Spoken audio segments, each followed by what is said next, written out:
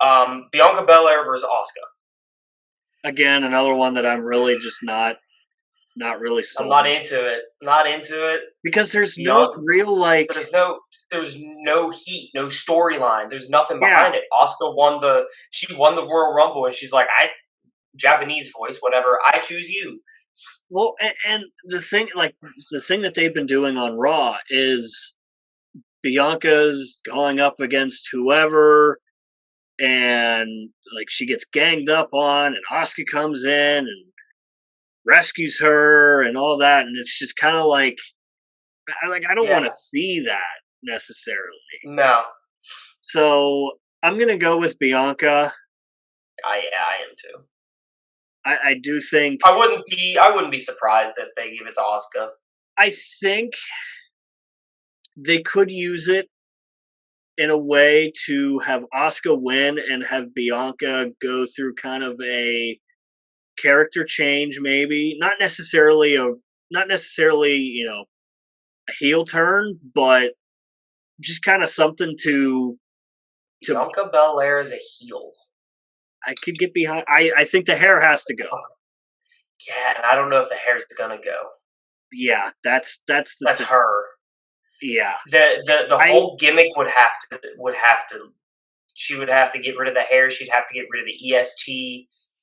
And I think, I just think I think that character is starting to get a little stale.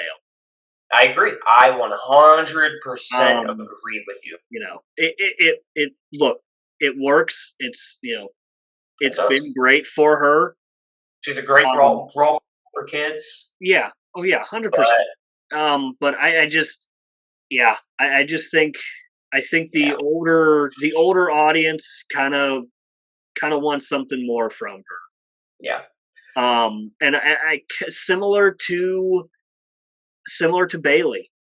Now that I'm thinking about it, kind of similar to Bayley. Bayley was the childhood hero, the happy-go-lucky, always. I agree with you. And turned heel, and she's never looked back. And people, and it's fantastic. People now prefer her as a heel than a babyface. So, yep, 100%. So who knows? Maybe that type of thing happens with Bianca. So it's one that I could keep going either way. Yeah, we got 3 matches left. The main event for night 1: Charlotte Flair versus Rhea Ripley. Again, this is gonna sound terrible, but I'm not too thrilled about this match. I mean, Charlotte Flair, we've seen it. We've seen Charlotte Flair. I mean, this is a new one. She's a babyface now, but I think they gotta give it to Rhea. Yeah, I think I'm a little more interested in this one than I am Bianca. And I agree.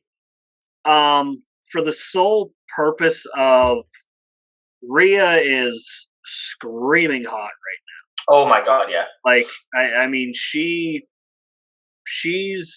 killing it right now. You know, she might be the hottest thing in women's wrestling across the board in WWE, AEW, TNA, freaking New Japan. Yeah, and everything. Yeah, I think Rhea wins it. I think Rhea. I do too. I think Rhea wins it cleanly. I think it's a clean match, and I think she wins it cleanly. In all honesty, I could see Rhea winning and Charlotte turning back into a heel. Because let's be honest, no one wants to see Charlotte as a babyface. No one does. Yeah. Well, in my opinion, I don't even want to see her as a heel. Well, yeah, that's. I'm not a big fan of her. A match now. We got 2 matches left, and they're both going to be fucking fantastic. All right, and the same storyline, dude. This is expert level storytelling for Triple H. Dude, it's so good. This is the most captivating thing that WWE has done in years. It's so good. In years. Yes. We have the undisputed WWE Tag Team Championship. The Usos versus Sami Zayn and Kevin Owens. I mean, how do you not give it to KO and Sammy? How do you not give it to KO and Sammy? Yeah, No, they're gonna KO and Sammy have to win this match, I and you hope know they how do. they're gonna do it. Jay is gonna turn. Yes, Jay is turning. so I have a theory on this. Okay, what's yours? Because I also have a theory. So I do think Jay turns, Yep. and here's why. So, well, two Mondays ago, 3 Mondays ago, on Raw, when Jay kind of came back from his little hiatus that he was on, and he looked like he was going to team up with Sami Zayn, and then super kicked his lights out. Yep. Right before, and I have to credit a guy on TikTok that I saw, because Yep. it looks like Jay whispers something to Sammy, and then on this recent edition of Monday Night Raw, Jimmy wants no part of the match, Jimmy doesn't want it. but Jay insists that they take him on. Roman Reigns doesn't like this. No. And there's a moment between Roman Reigns and Jey Uso where Roman says, "I love you," and Jay doesn't say anything back. Yep. Now, with this storyline, as we have seen, they will throw any curve in there imaginable. Uh-huh. Anything to keep this thing going, go for it. I was gonna say, did you see what happened on Monday with Solo? Yes. There's another twist right there. Mm-hmm. Yep. The younger brother.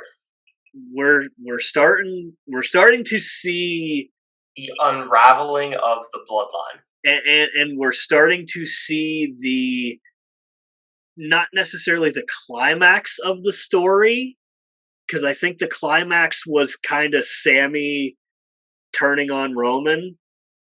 I'm gonna say that the climax is, you know what the climax is gonna be? What? Main event: Jey Uso versus Roman Reigns. Very well could be. Isn't that how it started? That's how it started. I was gonna say that's how it started. And it's I'm telling you, it's gonna go. Kevin Owens and Sami Zayn are going to win at WrestleMania. They're going to win the titles. Okay. Mm-hmm. I don't know if I don't know if it'll be clean. If Jay might turn, I don't know.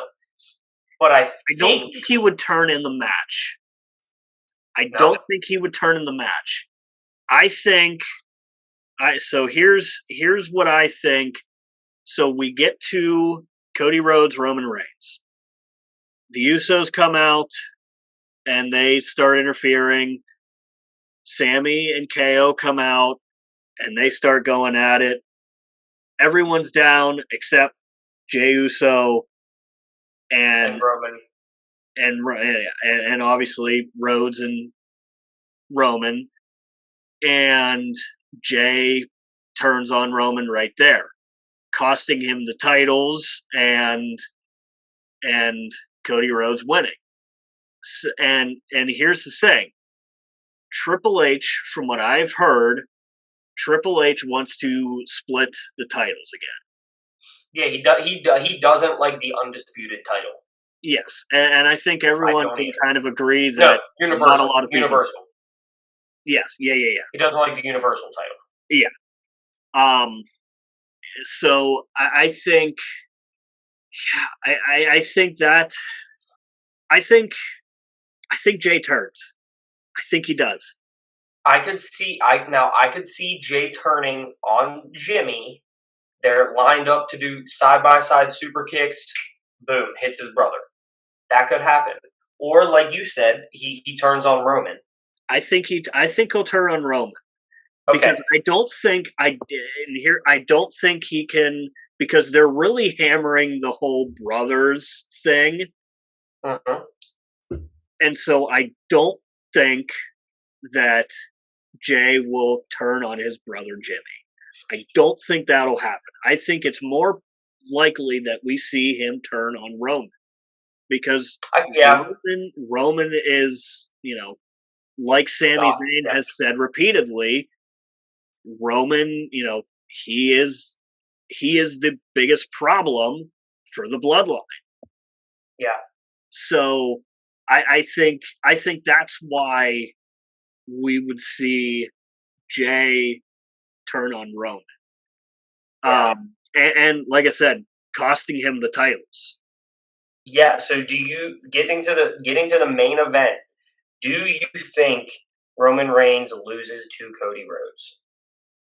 The only way that I could see Cody beating him is if Cody beats him for just one of the titles. Now, see, I think that Cody will win, and then he's going to surrender the Universal Yeah, okay. title. Yeah. I think with everything going on with Cody Rhodes, he is too hot to lose this match to Roman Reigns. This isn't like a. I don't want to say that people are getting tired of Roman Reigns as champion.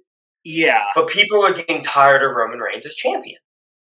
And here's the thing, Cody has a lot more push than Brock Lesnar did, than Bobby Lashley, Daniel Bryan, everybody that Roman has beat for the title. Yep. Except for obviously Sami Zayn, but let's be honest, Sammy was never supposed to be in this position anyway. No, he really wasn't. This storyline was supposed to be 1-2 months long. Yeah, and Sammy was always said it. Yeah, Sammy was always supposed to end up with KO. That part was always true, but the length of the storyline kept getting bigger. Once WWE saw that people were so invested in it, because it literally is like watching a soap opera. It really is. Like it's incredible. It's incredible stuff. Like it's the best story that they've done since, God, I don't even know. And it's not like, honestly, I would say this is probably one of the best storylines that they've ever done. Yeah. Like in terms of like iconic, when I think of like iconic storylines, I think of like who ran over Stone Cold Steve Austin. Yep. That whole storyline. The Ministry of Darkness with The Undertaker. Yeah. Stuff like that. And I mean, this is on levels that we have not seen before. Like it's amazing. And I love that I don't want to say that I love that we're getting a conclusion to it, because I kind of don't want a conclusion to it. Like, I want this shit to keep going. It's that good. Yeah. Well, and so the twists and turns, like. Here's the thing. So before we hopped on, and I have not watched this video, so I don't know the full story, but one of the wrestling pages that I follow, called WrestleMania, posted a video right before we hopped on, and the first story that he covered was Roman Reigns taking a break. Yeah, going to Hollywood. So, I don't know. I think he wins. I was going to say, you think, look back. Look at the history of WWE. Look at your big name stars. Okay? Yeah. Andre the Giant. Hulk Hogan. Stone Cold Steve Austin. Yep. The Rock. Yep. John Cena. Yep. Where have they all went? Hollywood. Where is WrestleMania, Jason? Los Angeles. WrestleMania goes Hollywood. It's the perfect jumping off point. Yep. It is. It's gonna happen. And the thing is, hold on, real quick. I just want to I just want to know if you caught my one reference there when I said Andre the Giant. No. Do you know what movie I'm talking about? Princess Bride? Yes. Okay. Yeah. One of, if not one of the best movies of all Yeah. time. Um. But yeah, I mean, The Rock, the biggest star in Hollywood, Yeah. And, came and from WWE. here's the thing: if Roman does take his break, Yep. it's not like they can't keep the story going, Yeah. because especially if Jay turns, I mean that gives you more room to work with. Yep. You know, that gives you, who knows what's going to happen with Solo. And let's not act like there are not 700,000 other members of the Anawahi family that are just waiting in the wings to join up WWE at Yeah. any given moment. Yeah. All right. Now, so those are all the matches. That's all Yeah. the matches that we have right now for the WrestleMania card. Mm-hmm. I personally have gone back and I'll watch old WrestleManias like because I'm bored. Okay. So my question for you, I've got two questions, and then we can Okay. wrap it up. All right. Okay. Okay. In your opinion, what is your personal favorite match of any WrestleMania of all time? I know what mine is. What's yours? Mine is uh, the TLC match with Jeff Hardy, Matt Hart, with the Hardy Boys, Edge and Christian, and the Dudleys at WrestleMania 17. When Edge Wrestle spears. speared Jeff Hardy off of a hanging Yeah. off of two title belts, 25 plus feet in the air to the solid mat. Listen, Yeah. Yeah. that's one of the craziest spots of all time. That's why it still lives on today. Yeah. I mean, Yeah. that is hands down. In my humble opinion, I do not write for WWE. I am not a critic. That is, in my opinion, the best WrestleMania card of all time, hands down, bar none. Yeah. Yeah. I mean, it's a lot of people, a lot of fans say that that's the best one Yeah, ever. I mean, So it's ever. for me, I think mine is going to be Daniel Bryan and the Miracle on Bourbon Street, because I just went back and watched it. so here's the thing. So I, like, growing up, I never watched WWE. Never did. Mm-hmm. Like, my dad was never into it. He knew, he knew about it, obviously. Yeah. Like nobody I in feel my like family, nobody in my family knew. I feel like WWE back then, WWF was back in the day, was one of those things that every single person in the world knew about, Yeah, especially during the Attitude Era. But you yeah, just made up your mind if you were going to give in and watch it or yeah. So I never really, and it was until I got into fourth, fifth grade, somewhere around there, where I had a lot of friends who did watch it, and they would bring their, their figures and all that, and we would have like indoor recess wrestling matches, and I had no idea who these guys were. not. Mm-hmm. But my two friends that I would go and walk around my hometown with, they both liked it. And so we started watching it gradually, like we would keep up with it. And so that's when initially I started getting into it. And I remember the whole Yes movement, and just Yep.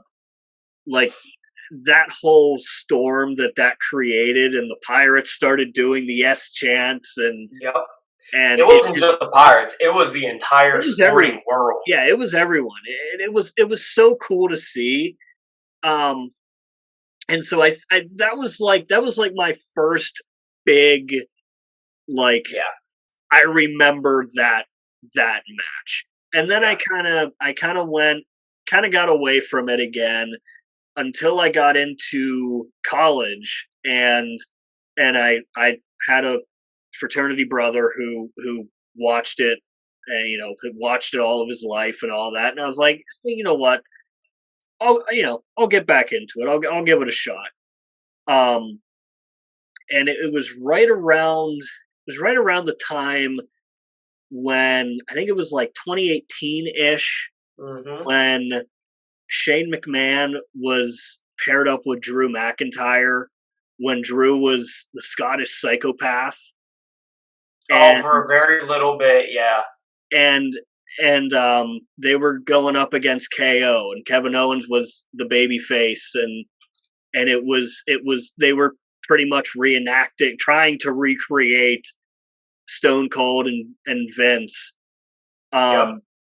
And so that was kind of like a, all right, like this isn't, it's not what everyone says it is. And so, and I just started watching it again and again and again, and now here I am. So Yeah. yeah, Daniel Bryan for me, Miracle on Bourbon Street. Now, That one holds a special place for me. I do have an honorable mention. I mean, any of the Stone Cold Steve Austin versus The Rock matches at WrestleMania Yeah, were electric. yeah. But I'm going to say, oh, you know what? What did I say my choice was? Uh, the ladder match, Hardy's. I'm changing it. I'm changing it. Okay, That's my number 2. okay. My number 1 is WrestleMania 25. From 2009, I believe the year was. I think And that match is the Heartbreak Kid, Shawn Michaels versus the Dead Man, the Undertaker. That match, that is. I don't care who you are. Don't care if you do not give two flying doodles about WWE. Go watch that match. It is on Peacock. Yep. That match alone could turn anybody. That match was a thing of beauty, and I will argue that their match at WrestleMania 26 was just as good. Yeah, yeah.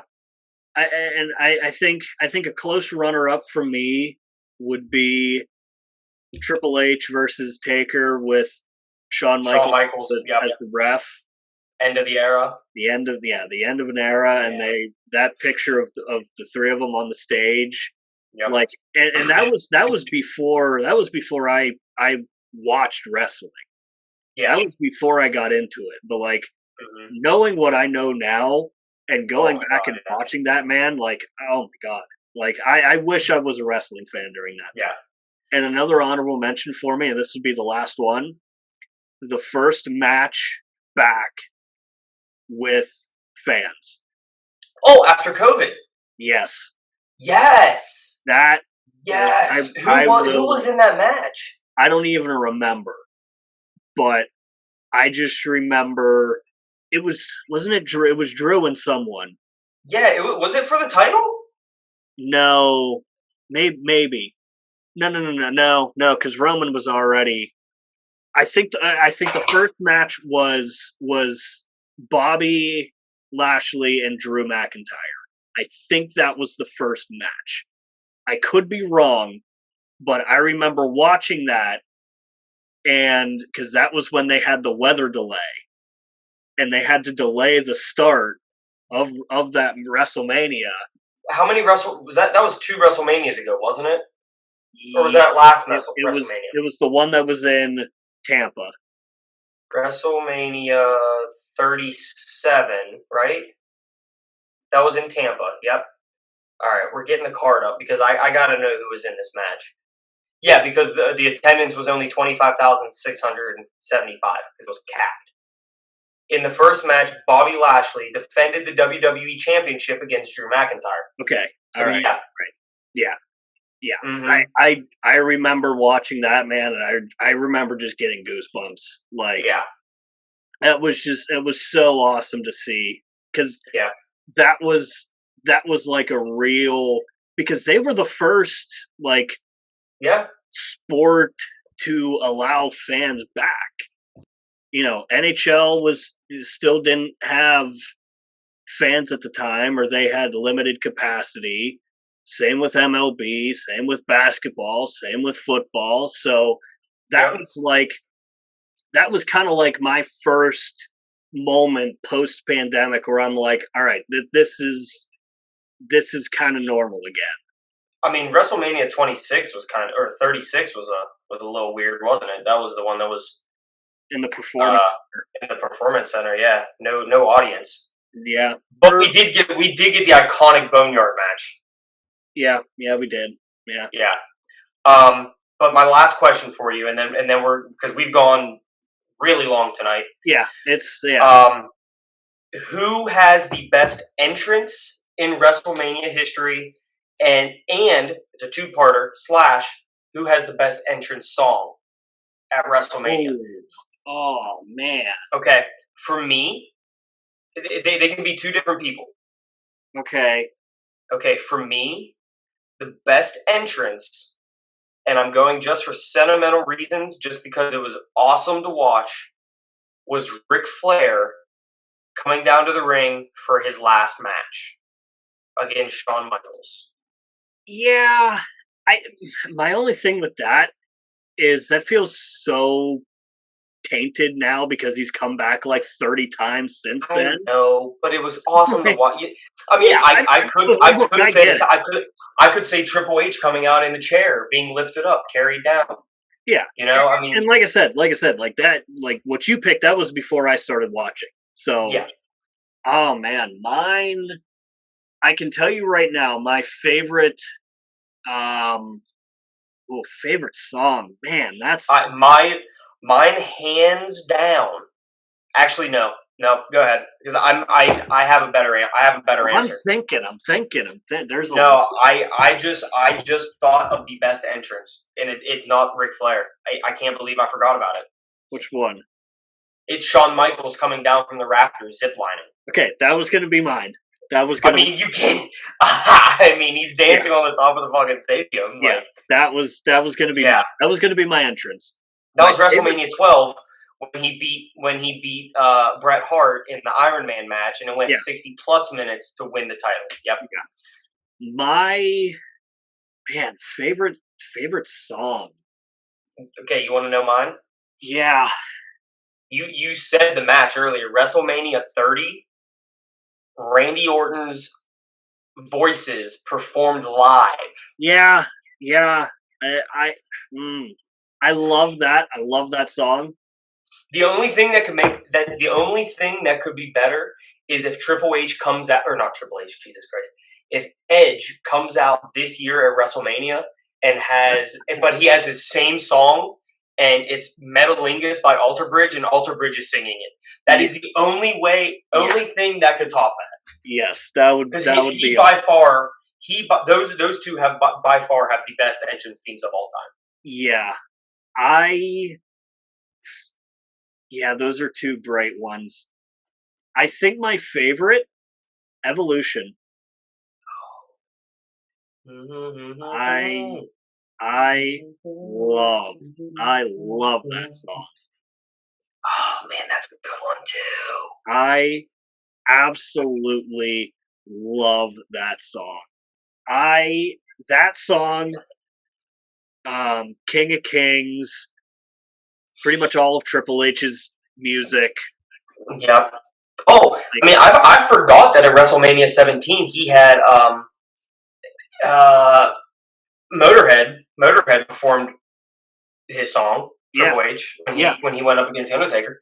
yeah, But yeah, I mean, it's yeah. dude. I think my There is something about live music at WrestleMania when for the entrances, mm, just hypes you yeah. up. I think I think that's my favorite. I think Line in the Sand, Evolution's theme Great by song. Motorhead. I think When is Jim Johnston gonna get inducted into the WWE Hall of Fame? yeah, I don't know. It needs to be soon. It needs to happen. Ridiculous that All it right, hasn't happened yet. God. Um, ladies and gentlemen, that is the end of this episode. I apologize we went a little long. You get Jason and I talking about a topic like this, and we get fired Uh huh. up. Yeah, it's gonna be fun. If you guys have any interest at all in watching WWE, WrestleMania. It is April 1st and 2nd on on Peacock. It's not free to subscribe. We will We be will be watching. watching. We We will be will. watching it together. So, Yep. Jason, almost didn't feed it to you. Where can they find us, buddy? you can find us on our social medias. We've got Twitter, Facebook, Instagram. You can listen along on Apple Podcasts, Spotify, and Anchor / Spotify for podcasters. And you can watch videos like this and others like it on our YouTube channel. And when you go to our YouTube, click like, click subscribe, and hit the notification bell so you never miss a new upload. Ba-ting.